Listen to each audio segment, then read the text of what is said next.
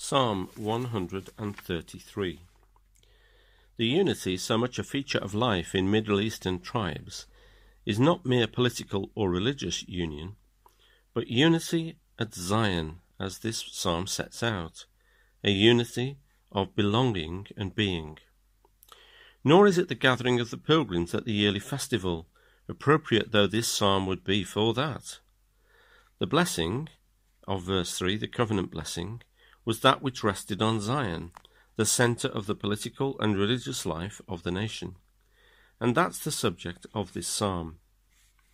The inscription may be dismissed as rabbinical conjecture, although, as we'll hear in a moment, that isn't adopted by all of the scholars. We might say that if the psalm had been written before the exile, when the sacred oil was still in existence, the consecration of the reigning high priest instead of that of Aaron might have been selected.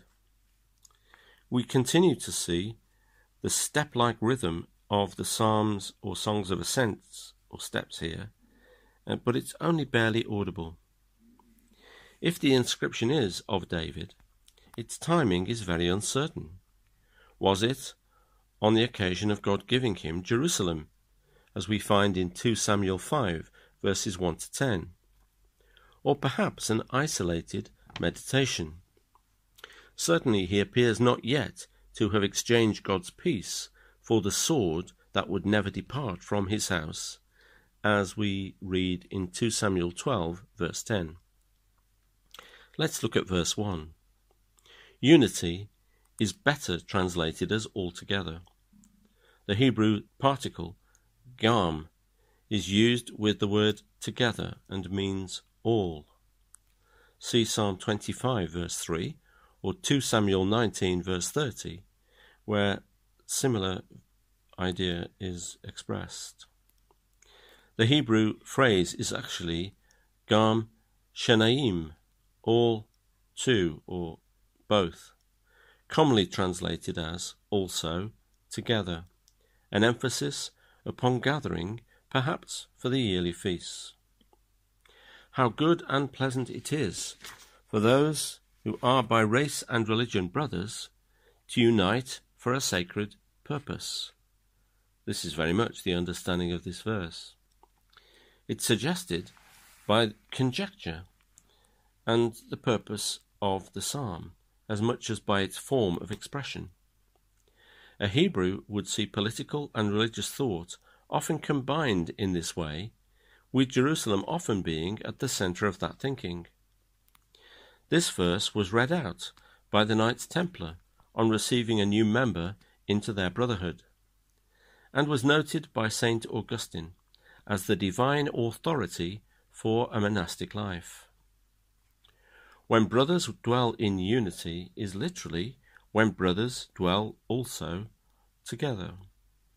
It has close parallels in Deuteronomy 25, verse 5, where it refers to an extended family life at close quarters. So it is seen by some as a plea to restore or preserve this social patterning, but also as a praise for the family reunions which pilgrim feasts make possible, especially as we read the emphasis in verse 3 on Zion. But the reality is that all Israelites were brothers in God's sight, as we read in Deuteronomy 15, verses 3 and 12, and 25, verse 3. This includes offenders, slaves, and debtors. It seems to be a singing that gives depth and reality to that idea of being together. Verse 2. The phrase, "it is like," is not about unity, which cannot be said to flow down. The other object of this is seen in verse 3, the dew. This particular verse literally reads, like the oil, the good oil, on the head, descending upon the beard, Aaron's beard, which, descending to the mouth of his robes. Obviously we'd insert which was descending. Oil in the Old Testament is a symbol of joy and festivity, as we see in Psalms 95 verse 7 and Isaiah 61 verse 3. It is also brought closely into connection with love in the Song of Solomon, chapter 1 verse 3. While symbolism is here, there is also a further association.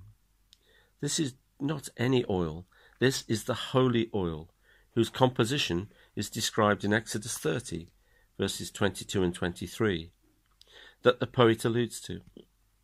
Whilst the garments are sprinkled with it, and we see that in Exodus 29:21 and Leviticus 8, verse 30, it was poured on the head of Aaron, and we read that in Exodus 29, verse 7, and Leviticus 8, verse 12, and 21, verse 10. So to our modern understandings of drenching or saturation, this may be hard to conceive. But this is literally what took place. His head, his face, his beard, the collar of his priestly robes, all were drenched with the oil. And collar is the meaning of mouth, which we find in this verse. It's a description of his priestly robes, which is found in Exodus 28, verses 31 and 32. So, we have the idea of joy and the idea of fragrance, but also the added idea of consecration. The point of this is caught up in the idea of the oil descending. It descends on Aaron, just as the dew of Mount Hermon descends on Zion.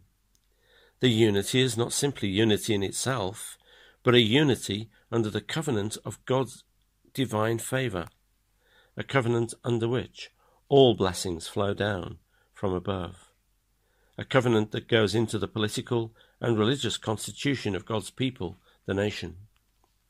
This gives a clear idea of the free flowing of God's blessings on his covenant people. This is not just the preserve of the few, but can be shared by the many, by all, and it unifies the recipients.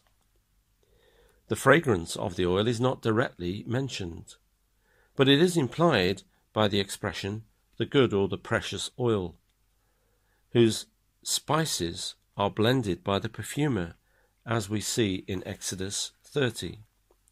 3 times the psalmist uses a word play to describe God's blessings. Coming down, coming down, coming down. Verse 3. The phrase "as the dew" is better translated "like the dew of Hermon, which descended on the Mount Zion." That mirrors the opening of verse 2. This understanding of a mountain in the north having dew which descends on a mountain in the south is so odd that many use "as the dew" as an abstract construct for mountains. But the Hebrew opening of verses 2 and 3 is exactly the same construct. It's the same form of words in the Hebrew. It may be that we think of Mount Zion in a general way for the mountains lying around Hermon, but it's clear that Mount Zion itself is intended in this verse. And if we compare Psalm 121 verse 1 and 125 verse 2, we see the plural use of mount in connection with Zion, just as we see here. So as the blessings are commanded by Yahweh, this is a sign that the dew is clearly meant to fall on Jerusalem, Mount Zion. We must take the dew of Hermon as a poetic synonym for choice dew. It's the height of Hermon that is so conspicuous that determines the choice of Hermon here. The choice dew has a freshness, abundance, and connection with life and growth, very much a symbol of the covenant blessing in its nature, full of freshness, abundance, life, and growth. The flowing down is a symbol of the operation of the blessing. What the poet meant in verses 2 and 3 is something like this: as the oil poured on Aaron's head flowed down into his beard, and as the dew of Hermon flowed down to Mount Zion, so the covenant blessing descended on Yahweh's people. True unity, like all good gifts from God, is from above and is bestowed. Unity is not something we can contrive. It's a blessing far more than an achievement. The irony is that it's in Jerusalem, where Israel met in God's courts, that David's family discord would spill out and spread from his own house to every corner of his kingdom. This psalm may have asked for a blessing on Zion, the blessing of unity, but that was very far from a reality towards the end of David's life. God's covenant blessing is expressed in this psalm, his gift of life, a righteous life, here and now. What Jesus was later to say was his reason to be here on earth with us. We read it in John 10, verse 10. I have come that you may have life, life in all of its fullness. And that isn't a life which ends with our demise. For we read in John 3:16 that all that believe in him should not perish, but have everlasting life. This is a life expressed in abundance in Jesus, found to go far beyond our living into all eternity, a blessing indeed, like the dew of Mount Hermon.